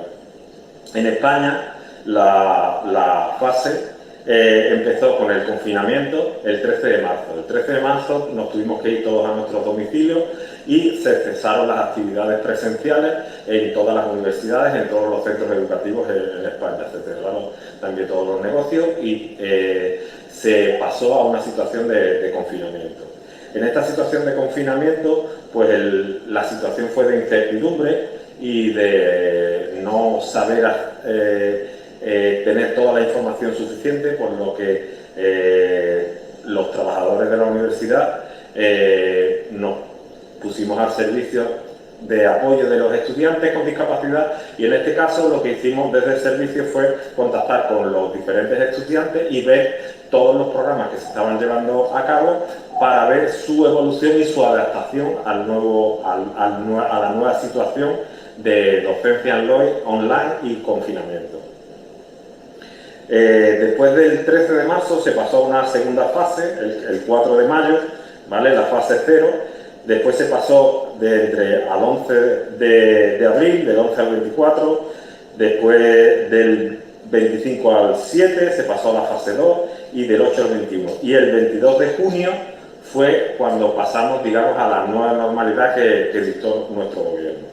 En este sentido, el aspecto más importante fue que las universidades andaluzas, de las cuales la Universidad Pablo Olavide de Sevilla forma parte, todos los rectores dieron un manifiesto para informar a todos los estudiantes de estas universidades sobre la situación y los planes que se iban a realizar para la docencia y evaluación de este curso. Este documento fue publicado el 11 de abril y posteriormente la Universidad Pablo Olavide publicó una guía completa de orientaciones sobre la evaluación para los estudiantes de la Pablo Olavide en esta situación de docencia online.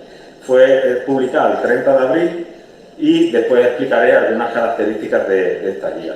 Esta situación que tenemos nos llevó pues eso, a una docencia de presencial. Nuestra universidad es casi prácticamente el 100% presencial, a una docencia online en los domicilios.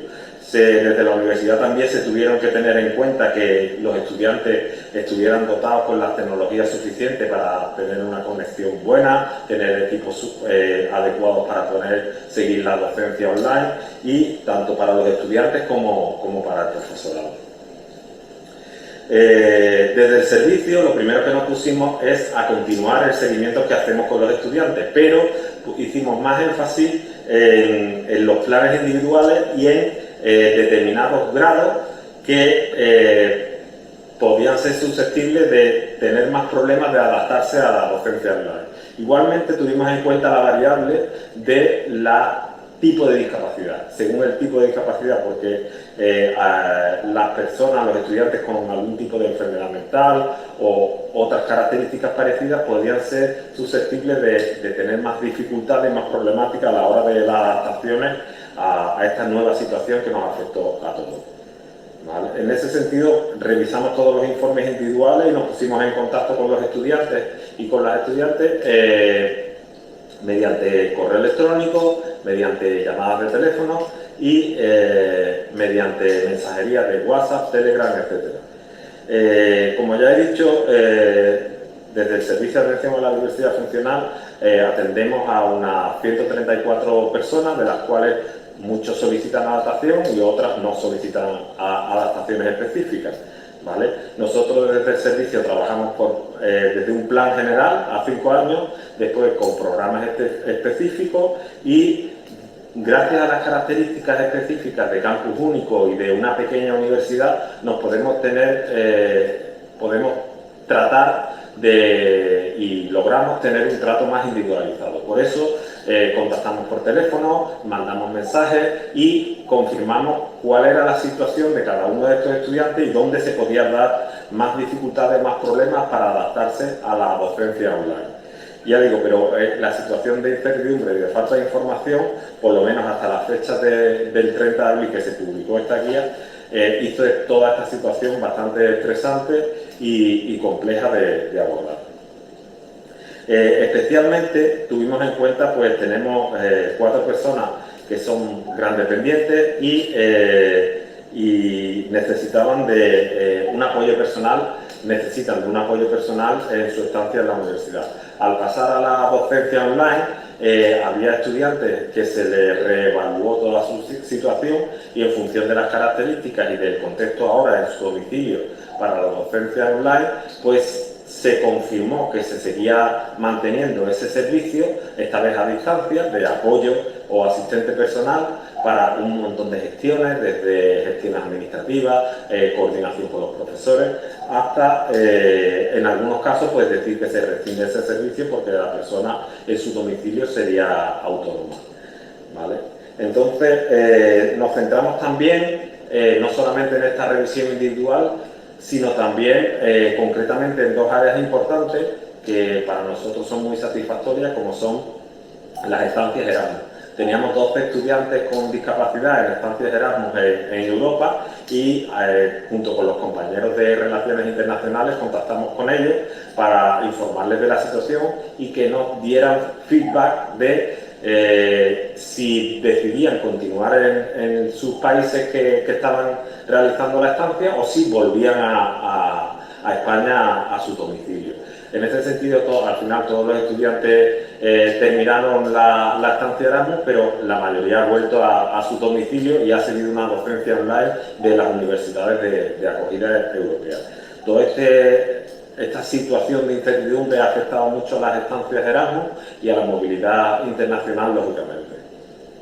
Otro aspecto que nos centramos mucho es el apoyo a los estudiantes que están realizando las prácticas en su grado universitario. Nuestros estudiantes con discapacidad realizan las prácticas en empresas, en entidades públicas, en diferentes sitios, y al darse la situación de confinamiento el 13 de marzo, pues los estudiantes tuvieron que cesar las prácticas y transformarlas en prácticas online. Entonces contactamos con los tutores y valoramos la opción de continuar. La mayoría de los estudiantes continuaron directamente en una docencia online y algunos estudiantes decidieron esperar, a lo mejor esperaron 10 días o 12 días para decidir si pasaban a docencia online o posponían las prácticas para el curso que viene. La mayoría decidieron continuar con su docencia online. Esta coordinación entre el seguimiento de las prácticas y las relaciones internacionales es fundamental dentro de las universidades, que haya una buena coordinación, porque si no, los afectados son los propios estudiantes que no reciben la información directa o que no se centraliza la información desde los propios servicios. Ya os digo, en mi ponencia trato de darle un punto de vista eminentemente práctico y las actuaciones que nosotros hemos realizado para dar apoyo a nuestros estudiantes con discapacidad. Espero que estas actuaciones pues, puedan servir de orientación para otras universidades e intercambiar experiencias. En esta situación, los principales afectados, como ya he nombrado, se centrarían sobre todo en aspectos de aumento de la ansiedad, de depresión, de bloqueo, de no saber qué hacer, de desinformación. En muchos casos son los propios profesores los que directamente, al adaptarse a la docencia online, pues utilizaron las mismas plataformas que utilizaban en ocasiones, solo que ahora de forma exclusiva, tipo Blackboard o la plataforma del aula virtual que utilizamos en nuestras universidades. Dentro de estas adaptaciones, al contactar con los estudiantes, nos dimos cuenta que había un diverso grado de adaptación del profesorado a estas nuevas plataformas y a la docencia nueva. Había profesorado en los que no había habido ningún tipo de interrupción en la docencia. Desde la presencialidad rápidamente se pasó a la docencia online y tenían el mismo horario, con las mismas clases y con la misma docencia, solo que telemática. Y hay otros profesores que decidieron por otras opciones, o hay otros profesores que tardaron mucho más en reaccionar por no tener los recursos, no tener la formación o no están suficientemente adaptados. Una de estas cosas que tuvimos uno de estos aspectos que tuvimos que valorar, pues nos preocupaba mucho los estudiantes con algún tipo de enfermedad mental o alguna afectación que sea más susceptible o vulnerable de entrar en crisis en situación de confinamiento que estábamos viviendo. En este sentido, pues todos los centros de salud y los servicios de atención estuvieron dentro del sistema de salud de Andalucía, de España, pasaron a atención eminentemente telemática, sobre todo de seguimiento de salud mental. Y con todos estos centros, pues los estudiantes que dependen de estos centros, nosotros estamos coordinados con ellos. En esta situación incrementamos la coordinación mediante llamadas de teléfono de los responsables de los centros de salud y las personas que le hacen el seguimiento directo con los técnicos y los coordinadores de nuestros servicios. Nos dimos cuenta de que, coordinándonos con ellos, de que intercambiando información, de que los niveles de ansiedad, depresión, incluso riesgos de psicosis o algunos indicios de riesgo de suicidio, pues podían aumentar o estaban aumentando. En este caso, pues se procedió a una comunicación directa mediante teléfono móvil. Para cualquier tipo de situación, pues rápidamente llamaban al técnico y se coordinaba cualquier información administrativa o educativa que pudiera tener o afectar a la salud mental de nuestros estudiantes. También nos dimos cuenta de que había un incremento de solicitudes, de adaptaciones y solicitudes de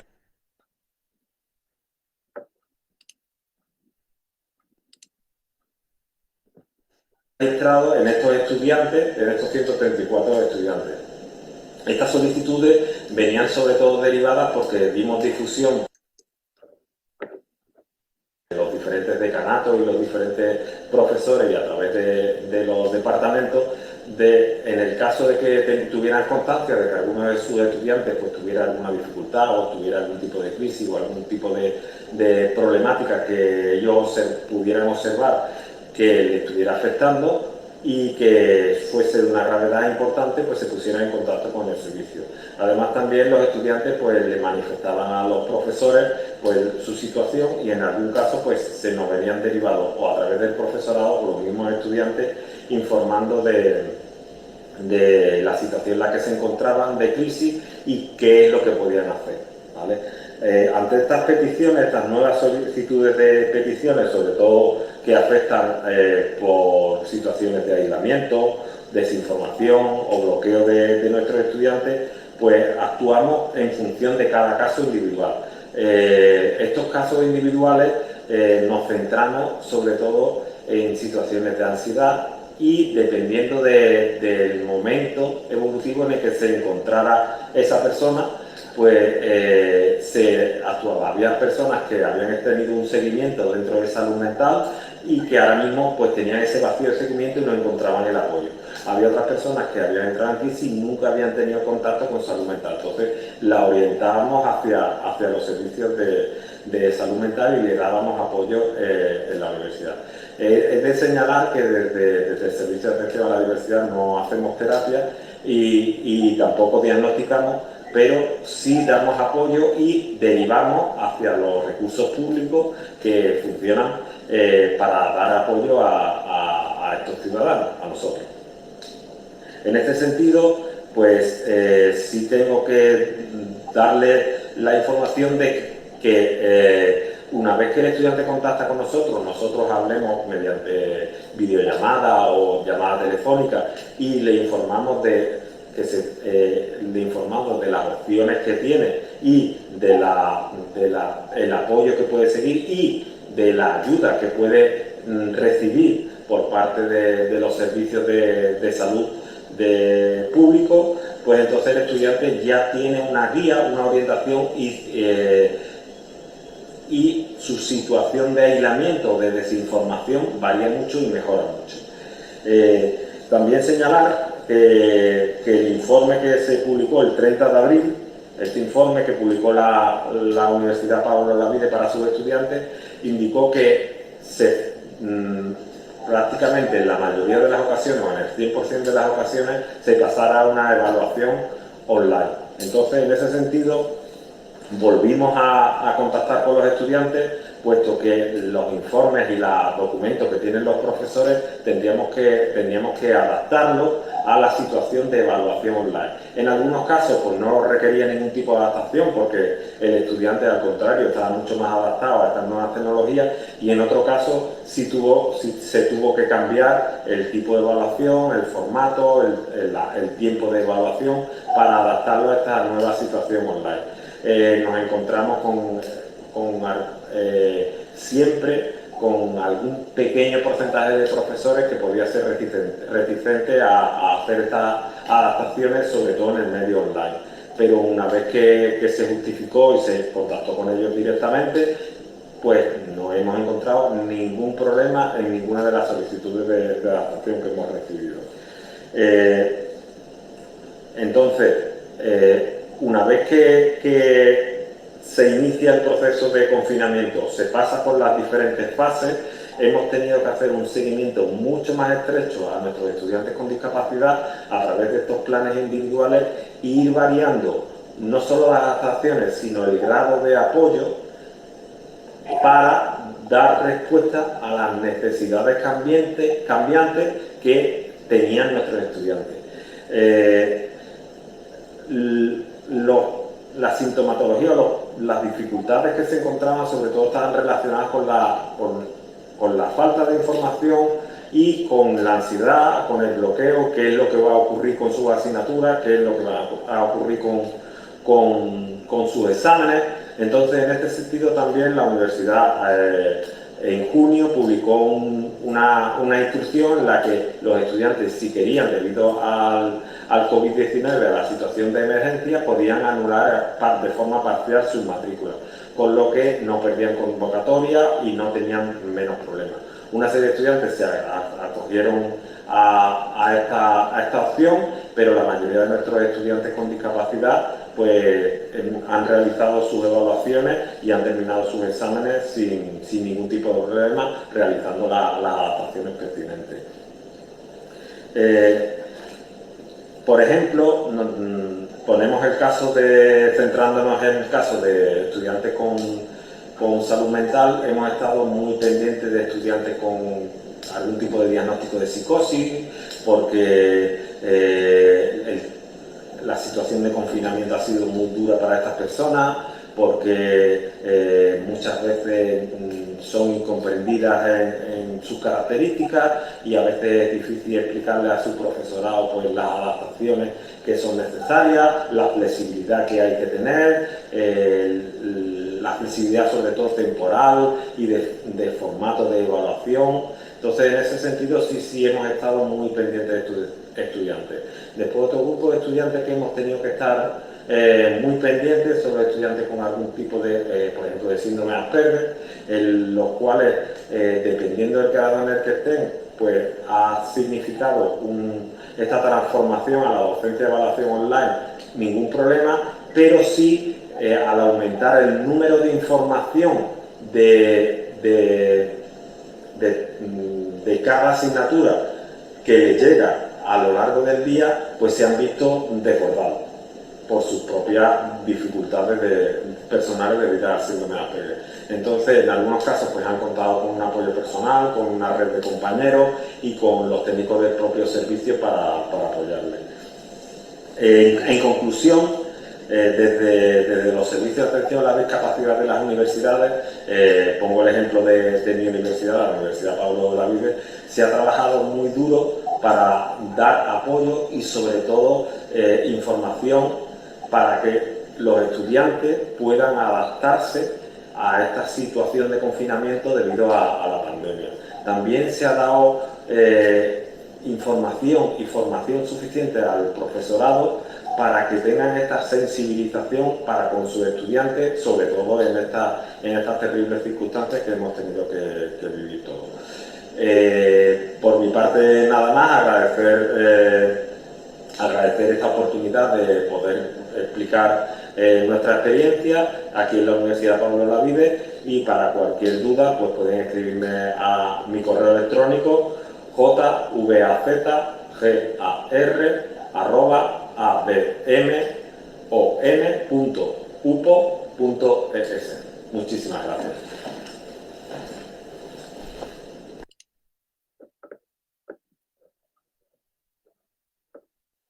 Tu audio, Pato. Agradecemos a Juan que ha hecho el esfuerzo de hacer el video y enviarlo para poder acompañarnos también el día de hoy. Como les decía, él estuvo el 23, pero no hizo a tiempo a exponer. Bien, yo invitaría entonces, por favor, a Rocío, a Matías y a Luli, si pueden abrir sus cámaras y contarnos cuáles son las preguntas que eligieron para responder. Les voy a agradecer que sean muy concisas, y sé que también de otras preguntas que no vamos a hacer a tiempo, tienen ustedes los contactos para después, ¿no? Entonces, no sé, Rocío, si quieres iniciar tú, por favor. Sí, me han hecho 3 preguntas muy interesantes, pero voy a centrarme en una y de manera muy puntual. Una fue sobre financiamiento, que es muy interesante y muy importante, pero está mi correo y yo puedo internamente después comentar cómo se ha avanzado en ese tiempo para profesores, en este caso para mí, en la dirección de estudiantes con su grupo de acompañamiento, tutores. Y me preguntaron sobre cultura, que también me parece interesante, pero me voy a centrar en algo muy, muy de nuestra política que nos ha enmarcado y que nos ha llevado a evolucionar. Me preguntan por lo que yo comenté de la acreditación institucional. Entonces, quiero decirles que el proceso de acreditación en Colombia es un proceso que se hace voluntariamente. Cuando la universidad, la institución considera que todos los puntos que aparecen en el documento para uno presentarse a acreditación se cumplen, entonces la institución se presenta. ¿Quién exige esa acreditación? Se exige a sí misma la institución porque le parece que ya ha cumplido y que es muy importante estar acreditado, que no estarlo, por supuesto. En esa medida, los estudiantes siempre están mirando qué instituciones están acreditadas, quiénes están cumpliendo, también me hacen la pregunta de cuáles son esos lineamientos. Entonces, viene desde el Ministerio de Educación Nacional. Desde el 2009 aparecen unos acuerdos para que en esos lineamientos las instituciones empiecen a cumplir específicamente en el ítem de inclusión qué es lo que hacen. Se quedó un poco leve y suave la solicitud, simplemente como si hubiera una apertura en la universidad, pero después en el 2015 hubo otra reforma y el Ministerio de Educación Nacional crea el Consejo Nacional de Educación Superior. Y ese Consejo Nacional le da funciones a otro comité que se llama el Consejo Nacional de Acreditación. Es un grupo de expertos, hace una previa visita, lee documentos, revisa absolutamente desde docencia, investigación, extensión, profesores, visibilidad, movilidad y inclusión. Eso ha hecho que las universidades nos movamos mucho más, porque los elementos que están en ese documento para que uno acceda o se presente a ser acreditado, no se aprecia solamente en si usted piensa formar personas íntegras o si piensa en la inclusión, sino que lo tiene que evidenciar.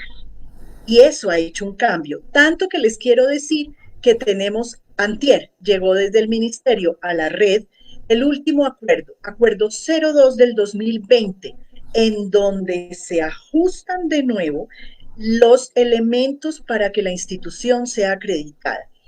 Tiene más de 80 hojas, estamos en la lectura puntual de qué cambió para la inclusión de la persona con discapacidad en esos elementos. Si estos elementos que a la vez pasada tuvimos que completar para la acreditación internacional, imagínense, hablaba de si teníamos programa de apoyo, cómo era el financiamiento, qué asignaturas transversalizaban este proceso de inclusión, que es lo que hablaba un poco yo de la cultura. Cuando hablemos de cultura, pues tenemos que transversalizar. Y esos ítems tienen que ser muy justificados con documentos, no solamente como pasaba en algún tiempo, Incluser, por favor, escríbanos rápidamente usted qué hizo. No, esto tiene que estar ahora y desde Dirección de Estudiantes, liderado por Vicerrectoría, esta política tiene que cumplirse en el momento que queramos presentarnos a acreditación. Hay visita previa, visita con egresados, con estudiantes, con profesores, hay evaluación y dan un dictamen. Pueden acreditarnos por 4, 6 u 8 años. Entonces, fíjense que ya no nos quedamos solamente en la parte académica, de si hay investigaciones, publicaciones, cuántos profesores, sino usted es institución que hace por el estudiante con discapacidad.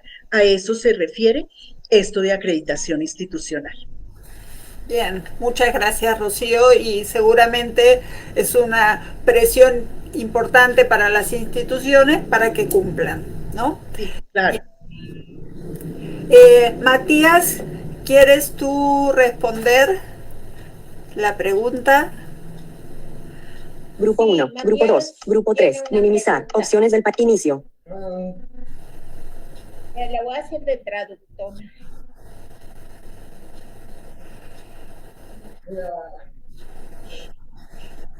Bueno. La pregunta es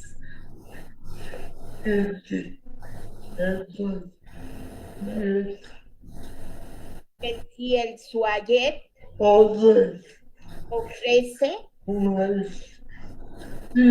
maestrías.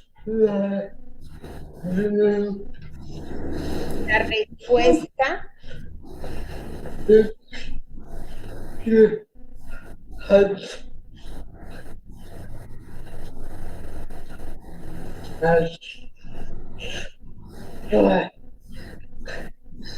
es que actualmente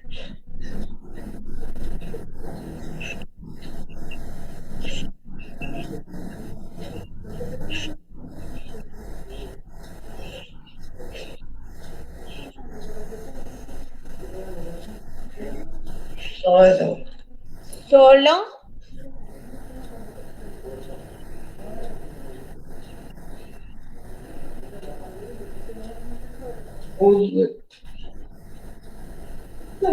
ofrece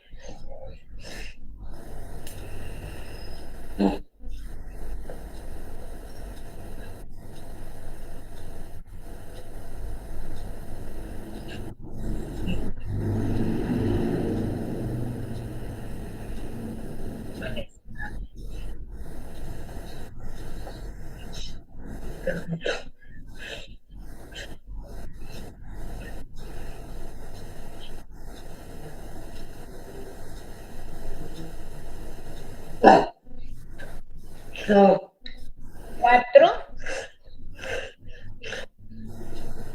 ¿Dice cuatro?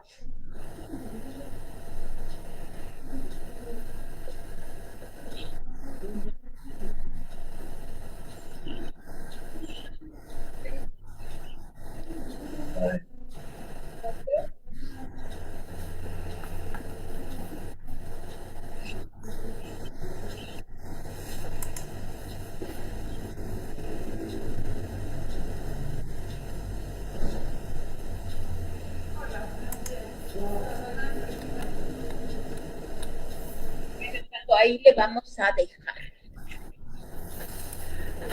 ¿Puedo decir algo? Sí, estaba buscando en la presentación porque Matías lo refirió en su presentación, las licenciaturas. La pregunta era de maestrías. Ajá. Y pues se tienen que meter a la página de la CUAYET para saber qué maestrías ofrece. ¿Sí? Ajá. Bien. Muchísimas gracias. De cualquier manera, si hay otras preguntas o esta misma que él quiera ampliar la respuesta por correo.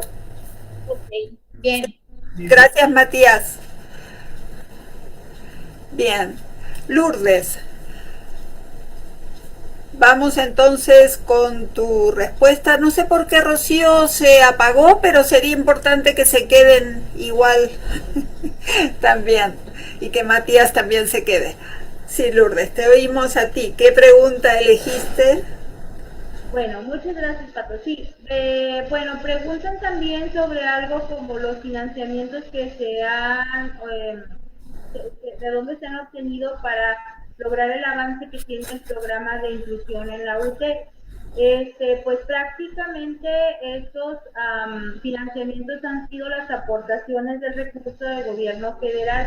Ahorita sabemos que todo está suspendido debido a la contingencia, pero por ejemplo nosotros hemos aprovechado el recurso que se asigna el gobierno de México a través del programa de inclusión y equidad educativa, que es el PIE. En varios años la Universidad Tecnológica ha participado en la convocatoria y se le ha asignado recursos a través de este medio. Otro financiamiento es a través de los recursos propios de la universidad. Aunque todos los alumnos de la Universidad Tecnológica con discapacidad cuentan con una beca de 100% en colegiaturas, pues sí hay ingresos por parte de los alumnos que no tienen discapacidad. Entonces pues de ahí las autoridades académicas y administrativas, así como los de la rectoría, han autorizado que parte de estos recursos se destinen al programa de educación inclusiva, y así es como se ha logrado un poco de avance. Otra pregunta que yo quisiera contestar es, me preguntan si contamos con algún instrumento en línea para la identificación de las necesidades de apoyos de los estudiantes con discapacidad. Esta pregunta me parece muy interesante porque entiendo en el sentido de que si ya contáramos con algún test o alguna evaluación que pudiéramos proporcionar para que otras instituciones pudieran identificar esas necesidades, no. La realidad es que no contamos con tal instrumento. Nosotros nos apoyamos en nuestro equipo de psicopedagogía, es un grupo de psicólogos que nos ayudan a realizar una evaluación diagnóstica con cada uno de los aspirantes que son candidatos a la universidad, y se identifican de una manera muy precisa, muy focalizada las necesidades de cada uno de ellos con base a diversas entrevistas que se les realizan. Ahora estamos ante el reto también de cómo se va a realizar esta evaluación diagnóstica, que solamente se realizaba de forma presencial con varias citas en el despacho de cada uno de los psicólogos de nuestra universidad. Pero en este caso, pues ahora se van a realizar también por este tipo de medios virtuales, donde se han tenido que adaptar también diversas pruebas psicológicas y muchos aspectos que tienen que ver con la respuesta que el psicólogo recibe en línea, que se van a apoyar también vía telefónica, con algunos envíos de imágenes. Ahí también nos apoyamos con la familia, por supuesto, para poder identificar las necesidades específicas de apoyos que vamos a tener que proporcionar a los estudiantes de nuevo ingreso para el siguiente periodo escolar. Por último, por ahí alguien pedía mis datos de contacto. Pues con muchísimo gusto estamos a sus órdenes, pues ahorita en casa, ¿verdad? Pero les voy a dejar el correo electrónico. Mi correo es mtorres, doble R, S al final, mtorres, @UTSC, que son las iniciales de la Universidad Tecnológica Santa Catarina, .edu.mx. También nos encuentran en Facebook como UTSC Inclusión Educativa. Estamos a sus órdenes por cualquier medio y podemos atender las necesidades o preguntas que tengan, y con base en la experiencia que hemos obtenido, compartirla con muchísimo gusto para seguir trabajando en pro de la educación inclusiva. Bien, muchísimas gracias, Lourdes. Y bien, les comentaba al inicio que este encuentro surgió en el contexto de un proyecto PAPIT en el que estamos participando muchas de las personas que estuvieron platicando, tanto el día 30 como hoy. Y a mí me gustaría mencionar quienes son parte de los investigadores de la UNAM: Claudia Leticia Peñatesta, Miguel Ángel Márquez Zárate, Matías Santiago Alanís Álvarez, Sandra Elena Guevara Flores. Por la Universidad Pablo de Olavide, Rosa María Díaz Jiménez, que estuvo el martes pasado, igual que Inmaculada Zambrano Álvarez. Por la Universidad Autónoma de Manizales, Colombia, Lida Maritza Gilobando. Por la Universidad del Rosario de Colombia, Rocío Estela Molina Bellar, que nos acompaña hoy. Y el proyecto está coordinado por Márgara Millán y por mí, Patricia Brogna, de la UNAM, y tiene varios asistentes, becarios y voluntarios. Así que voy a pedir entonces ahorita a todos, por favor, que enciendan sus cámaras. Y ustedes van a ver el atrás de la escena de estos dos seminarios que hubo. Me da mucha emoción, el martes pasado y hoy. Como parte de los becarios y asistentes: Daniela Medina, Anaí Hernández Hernández, Uriel Pacheco, Daniela Gaeta, Samuel Alzure, Zaira Carranza, Lucía Morales, Georgina López, Irene Montserrat Cháñez Chávez, Beatriz Ulloa, Alejandra Ramírez. Y también, yo no sé si hay más personas que están con las cámaras apagadas, si las pueden encender. los otros intérpretes, por favor. Y entonces vamos a agradecer también a los intérpretes Ángel Molteni. Salúdanos, Ángel. Gracias. Martín Rojas, gracias, que estuvo el martes pasado. Jimena Rayas, que creo que ya se tuvo que ir. Carolina y Julio de Colombia, que estuvieron el martes pasado. Yamit. Hola, Yamit, y muchas gracias. Y Brenda. No sé si Brenda también se fue. Y sumamos el agradecimiento también a los estudiantes de servicio social que nos están apoyando, porque el proyecto, como les mencionaba, tiene también el apoyo del Programa Universitario de Derechos Humanos, así que agradecemos también mucho a Claudia el apoyo que nos da desde servicio social. Y voy a mencionar ahora a los héroes de este encuentro, que son las personas del área técnica, sin las cuales les cuento que haber hecho esto hubiera sido muy difícil. Así que agradecemos por el subtitulado en tiempo real a Pablo y a Diego Pomeranek.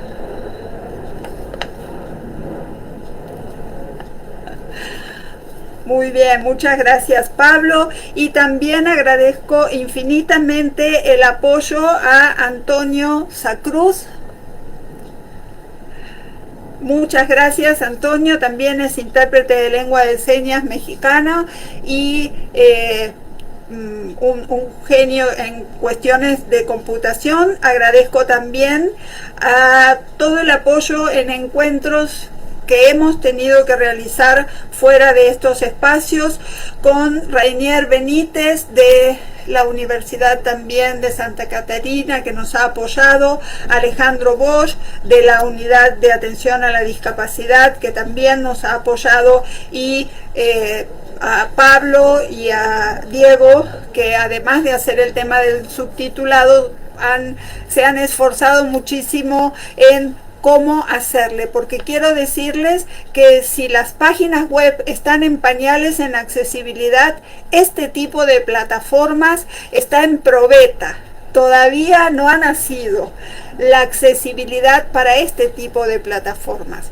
Entonces espero que este haya sido un laboratorio, y en verdad ha sido para todos nosotros un gran aprendizaje de que estos espacios no se van a poder ni generar ni sostener de manera individual, como es el aula presencial. La clase presencial es una persona frente a la clase o con la clase, pero este tipo de espacios va a requerir de muchísimo trabajo en equipo, así que yo agradezco mucho a todos. Muchas gracias. Y entonces damos por cerrado este seminario. Gracias.